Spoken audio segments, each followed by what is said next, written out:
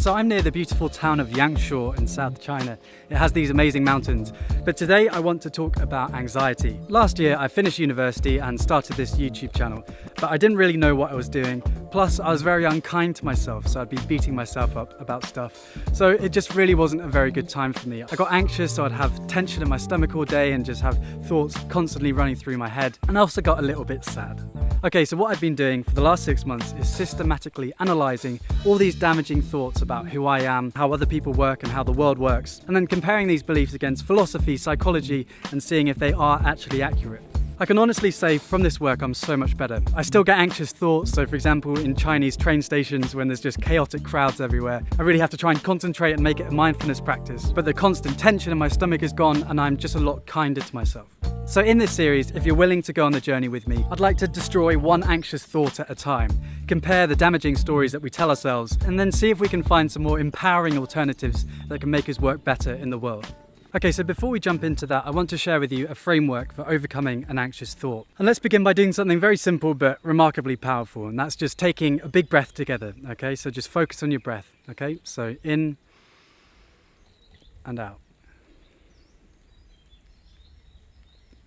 See, stillness is such a rare thing in our busy lives, and that's why just taking one breath can be so powerful. It breaks you out of a negative thought spiral and it brings you back into the real world. So you may notice the chair you're sitting on, or if there's a nice flower somewhere, or the fact you're breathing and you don't have to do anything and you're a remarkable miracle. It's just a great way of resetting. So that's the first stage of 3. Number 1, to breathe. Number 2, to challenge the anxious thoughts. And number 3, to watch the anxious thoughts. And I'll explain the second and third points. Let's start with the third. If you've had anxiety before, then you know that telling yourself not to be anxious just makes you more anxious. That's because if you try to stop overthinking and you can't, then you get frustrated at yourself and think, oh, why can't I stop thinking, and just create even more tension. And it's not only that. I came out to China to try and find peace and tranquility in my mind. But so long as I'm looking for peace, I'm by definition not at peace.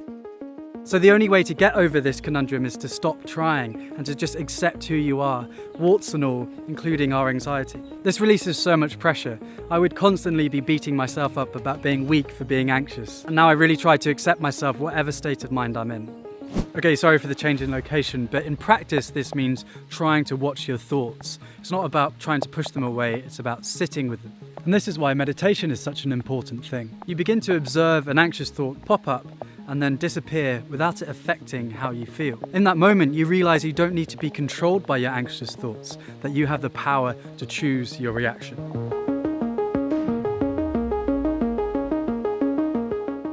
Okay, so stage 3 is watching your thoughts. Let's jump back to stage 2, which is challenging your thoughts.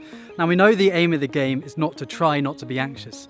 That being said though, every anxious thought that we have is based on some misconception about reality. So this stage is about challenging these thoughts with psychology and philosophy and then providing more empowering solutions. So after reading Taoist philosophy for 6 months, when I have the hypercritical thoughts in my head telling me I'm a piece of shit, an amazing thing happens, which is a thought rushing in saying, George, you're perfect.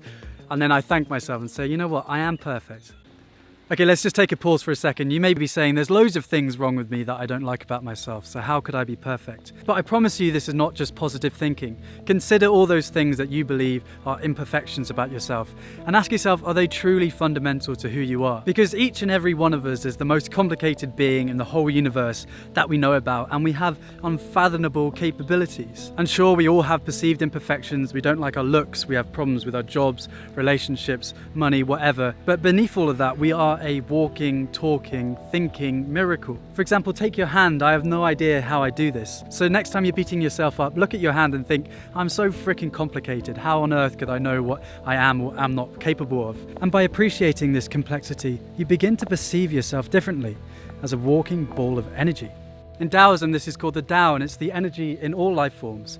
By connecting with the Tao, you realize that you are just as perfect as any other part of nature.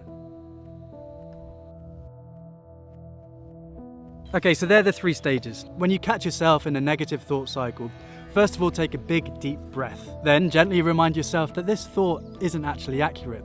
This should help take some of the intensity away. But if the thought goes or not, doesn't matter, because the third stage is just sitting with the thought and watching it. Now, I hope that this framework alone can help you. Breathing, I've already said, is really powerful. Secondly, start challenging your thoughts. Start reading philosophy and psychology, and then ask yourself the negative things that you tell yourself, whether or not they're true. And then finally, watching your thoughts. This is one of the most powerful things that you could master, creating that space between the thoughts and the stimulus and the reaction. If you master that, it will create a remarkable change in your life. So I'm really looking forward to starting this series with you. These thoughts have really helped me, and I hope they help you as well. And as always, I'd love to see what you guys think in the comments, because that will help me with my journey, and it can also help the videos. Good luck on your journey, my friends, and thanks for watching.